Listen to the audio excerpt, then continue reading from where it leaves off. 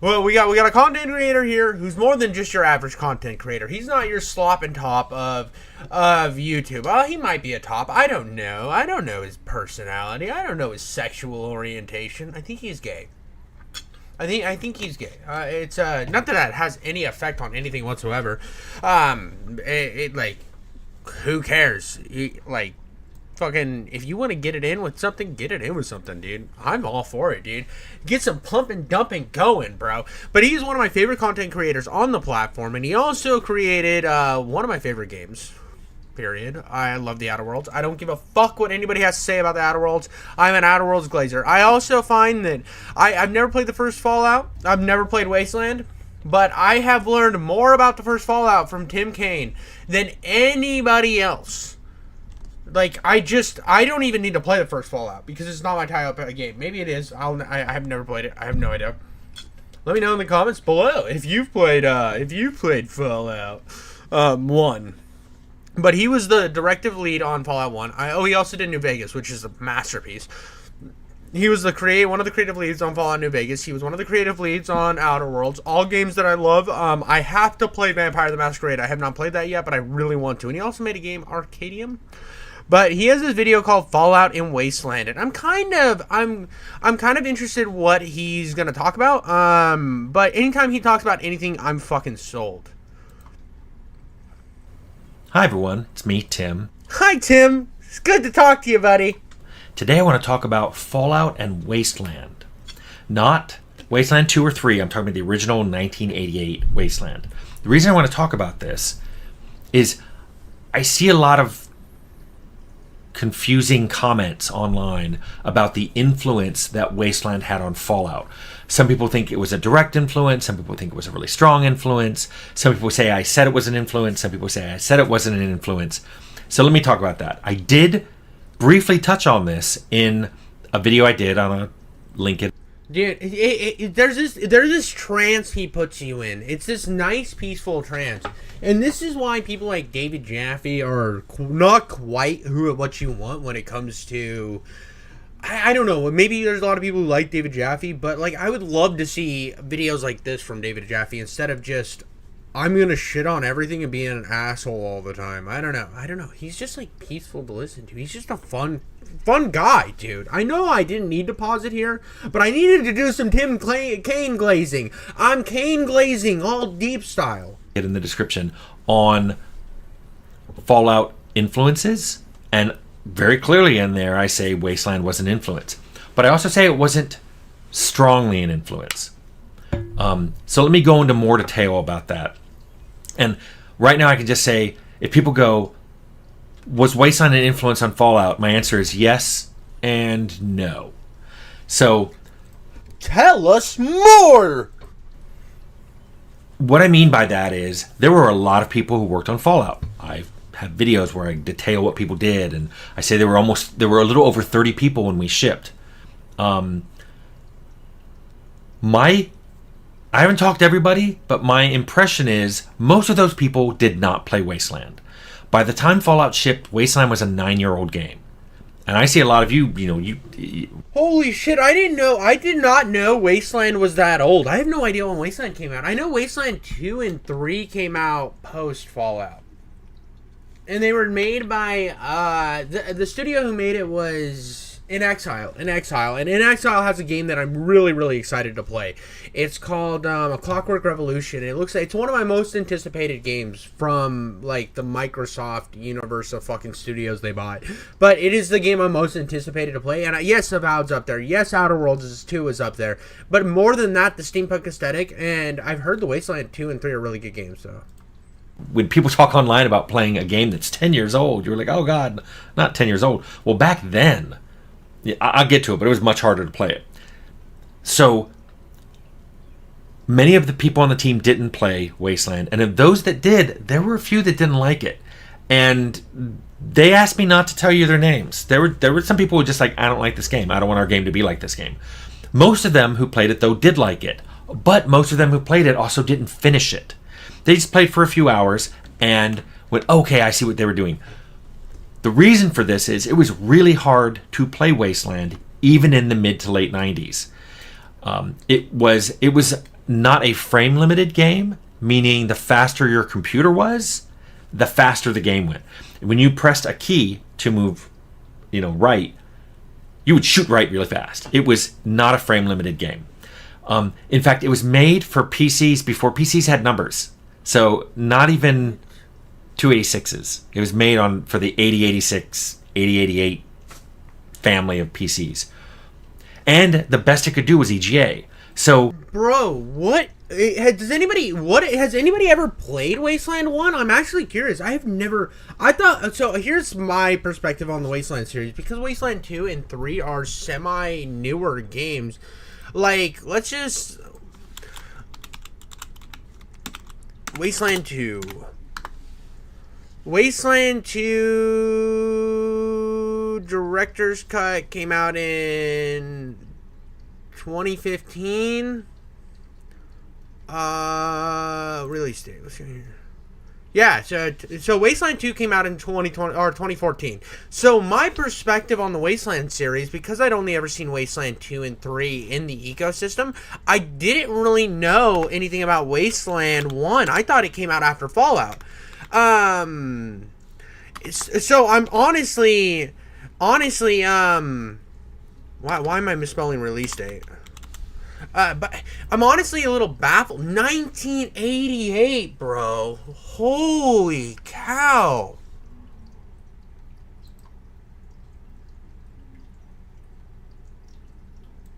Oh my god, that game's so old. Wait.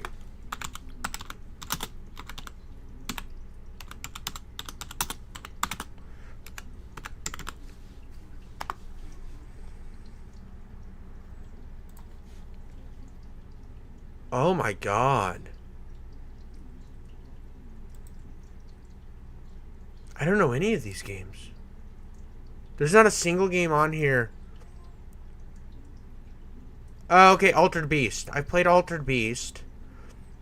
I've only played Altered Beast on this list.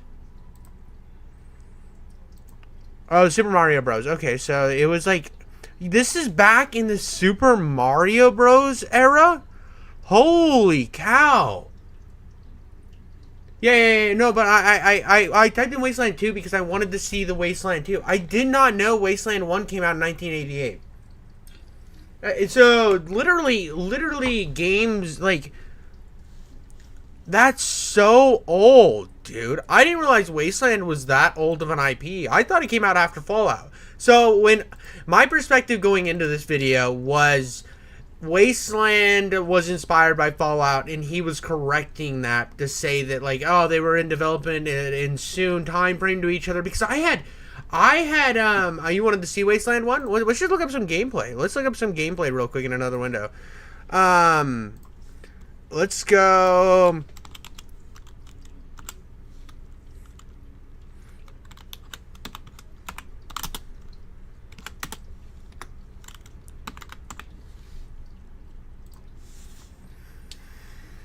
All right. No, I don't want the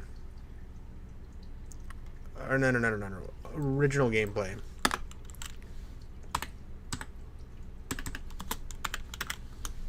$1988 gameplay. All right, let's. Oh my god, dude. Dude, it's your boy. It's your boy, Mike. It's your boy, PlayStation. Oh my god. Dude, look at this. Bro. I mean, it's an hour long. Let's jump into it. Oh my god, this is like a wasteland. Like, this is supposed to be like a wasteland. Oh god.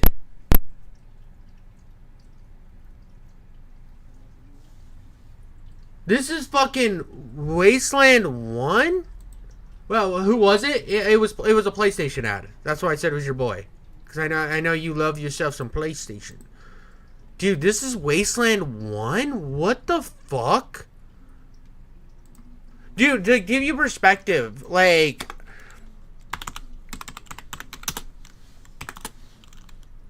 So, like, Fallout 1 gameplay, right? You go to Fallout 1 gameplay. This is... This is examination. 10 caps for you to tell me that? this is Fallout 1. I dropped my weapon. So I like that can happen in normal gameplay. I have skill issues. Yeah, I mean, this game... So this is Fallout 1. No. It's not. It's a completely different series. It has no tie-ins. The only thing that makes Wasteland and Fallout similar is they both take place in a wasteland. But I didn't realize how old and how different between the eras these two games were. So this guy right here, as I've said, he's the developer of Fallout 1. When we were playing it, most of us had 46s. Some of us even had Pentiums. I think that was mostly artists because they really needed them to do the 3D art. But most of us were on 46s, and we had VGA cards. So, and our 46s probably were the ones with floating point coprocessors, meaning there were 46 DXs versus 46. This is all fucking Swahili to me, bro. It's like, we had a 69 butthole plug 5000 in the HTCU processor for all of the clitoris satisfaction you could possibly need. This is all mumbo jumbo to me, to be honest. They were called SXs. Just, back then it was super complicated and things were changing so quickly that the idea of playing a game from that long ago was really hard. And the main issue was speed. But still, enough people from... Hey, man. Speed's always the issue. Wow! Fallout played Wasteland that, yes, I would say a lot of ideas from Wasteland went in. I mean, yeah, it was a post-apocalyptic game. There's going to be a lot of similarities just right there. But a post-apocalyptic game made it the same company just a few years before? Oh, of yeah, course. dude, because Interplay, it was under Interplay before Interplay shut down. It's going to have similarities. We're both violent, ultra-violent. Rangers are in both of them, and the Rangers were directly lifted, that idea, from Wasteland. There's a end slide that says, "Your life ends in the Wasteland." That was lifted directly. It was an homage. It was a deliberate thing. And then we had a bunch of other ones, too. The biggest influence on Wasteland was similar to my tabletop D&D and GURPS games. It had that moral... Bro, somebody's got the Butthole 5000 in their PC right now, dude. Dude, you could run Wasteland 1. You could run Wasteland 1, but I honestly did not know that... see, this is all new information to me. Subconsciously, it makes sense that Interplay did this. Because, Interplay did a fuck ton in the industry. Interplay was a juggernaut that it's crazy they died off. Dilemma set of quests. Quests where there wasn't the perfect way to do it. There was just, well, you could do it this way, or you could do it this way, and both of them had issues. The one I talked about a lot was the kid with his dog. The kid wants you to rescue the dog. You find the dog is rabid. You can't return a rabid dog to a kid. In fact, you end up usually killing the dog. So it's a tough quest. I liked stuff like that, and I wanted that in Fallout. And I often pointed that exact quest to people and saying, hey, if you make quests, I like things like this. They don't all have to be like that. But that was a good one. Now, some things in Wasteland and Fallout were complete and utter coincidences. The fact that both of them had, and here's a spoiler, both of them had the final boss in the upper northwest corner, coincidence. Like I said, many people on the team never even finished Wasteland, if they even played it. So the idea that Wasteland's final boss was up in the northwest corner, they didn't even know. Now, our original lead designer, Scott Campbell, he did play Wasteland and he loved Wasteland. So, yes, there was a lot of influences that he had on that. And also, don't underestimate the fact that many of the people who worked in the original Wasteland, which was made at Interplay, even though it was published by EA, it was because it predates when Interplay was a publisher. Many of those people were still there. Dude, EA used... This is a funny thing. EA used to do some, obscure-ass things. EA used to, do a lot of RPGs and shit. EA now is, a shell of what it used to be. All the gaming industry shits are the shell of what they used to be. We're living in the shell world of gaming. But that means that indie gaming's gotten so much better. Indie gaming has succeeded better because of how the AAA has shit the bed. But it's just so crazy to hear history of the game, like the game industry, that otherwise I wouldn't have known. Like, the fact, I thought Interplay was a juggernaut around the same time EA was becoming a juggernaut. So the idea that Interplay wasn't a publisher yet and EA was publishing their games back in the 80s is fucking nutso. That is like one of the, like, this is all stuff that to me is so interesting. This is like this is like opening that history book. Tim Kane's opening that fucking history book and he's sticking his tongue out just, and you're like, oh my god, history is getting I'm getting tongue fucked with history. It's great. This is beautiful. And we could go talk to them. The executive producer on Fallout, my executive producer Alan Pavlish, was somebody who had worked on Wasteland, and he had actually suggested some features that we said no to. He wanted something called a super loot square, where you'd be walking along, character would be walking along, and all of a sudden items would just pop out, implying you found them in the area you just walked into. And I'm like, yeah, dude, Activision's been, dude, the original Activision logo is so fire. Dude.